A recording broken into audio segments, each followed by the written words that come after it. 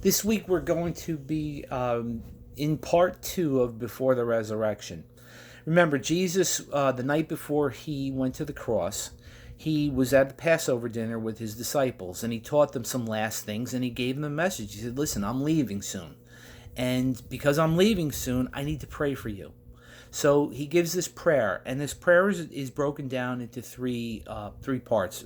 First, Jesus, last week when I read the first three verses, Jesus prays for himself. He acknowledges that he came here from the Father, from heaven, to do what he was supposed to do. And he acknowledges that he did everything and that he is now leaving and going back. Now he's going to be praying for the disciples, and I'm going to read John chapter 17 verses 6 through 19, and this is the continuation of his prayer. I have told these men all about you. They were in the world, but then you gave them to me. Actually, they were always yours, and you gave them to me, and they have obeyed you. Now they know that everything I have is a gift from you. For I have passed on to them the commands you gave me, and they accepted them, and know of a certainty that I came down to earth from you, and they believe you sent me. My plea is not for the world, but for those who you have given me, because they belong to you. And all of them, since they are mine, belong to you. And you have given them back to me, with everything else of yours, and so they are my glory. Now I am leaving the world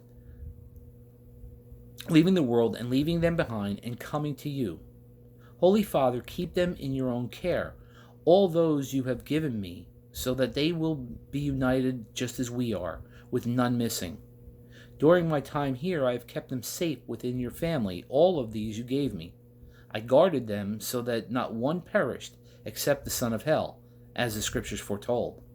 And now I am coming to you. I have told them many things while I was with them, so that they would be filled with my joy. I have given them your commands, and the world hates them, because they don't fit in with it, just as I don't. I'm not asking that you take them out of the world, but you keep them safe from Satan's power. They are not part of this world any more than I am. Make them pure and holy through teaching them your words of truth. As you sent me into the world, I am sending them into the world, and I consecrate myself to meet their need for growth in truth and holiness. So what Jesus is doing here is Jesus is acknowledging to the Father that he did everything he was supposed to do, that the reason he came down here, and that God had in mind 12 disciples that he would give to Jesus, who Jesus would teach, and they would go out after Jesus leaves to preach to the world the message of forgiveness, the message of salvation. Now, he started out with 12, but Judas, he betrayed him, and he sold Jesus out to the Pharisees so that Jesus would eventually go to the cross. And that's what Jesus prayed here. Jesus said, listen, you gave me 12. One of them was supposed to turn me in, and he did. So now we have 11. And these 11 men, Father, are going to preach our message to the world. So they're going to need protection, because when I was here, I protected them. But I'm not going to be here anymore, and they need the protection. So that protection is going to have to be our Holy Spirit. Our Holy Spirit is going to protect them. He's going to protect them from the people that are going to hate him. And he's going to protect them from Satan, because Satan wants to kill them. Now, since I am going back, and since I am leaving them, I'm going to ask that the Holy Spirit, our Holy Spirit, will give them the joy that you and I have. And that joy is knowing where we are from.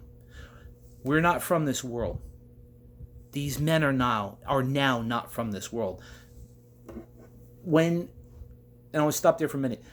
When you become a believer, you are automatically a citizen of heaven. You have no ties to this earth. You have to be here. You have to live here until it's your turn to go home.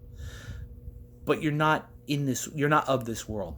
You're in this world. There's a difference between in and of. I'd like to say that if you are in somewhere, that's where you are. If you are of somewhere, that's where you're from. Okay? So you're not of this world. You are of the kingdom of heaven. So once you become a believer, you automatically have a different residence that you're going to be spending all of eternity in. And Jesus acknowledges this. Jesus knows that he's not from this world, and that anybody who believes in him is also not from this world. And what's going to happen is, because we are in this world, we are going to be hated for our message. And our message is a very simple one: salvation.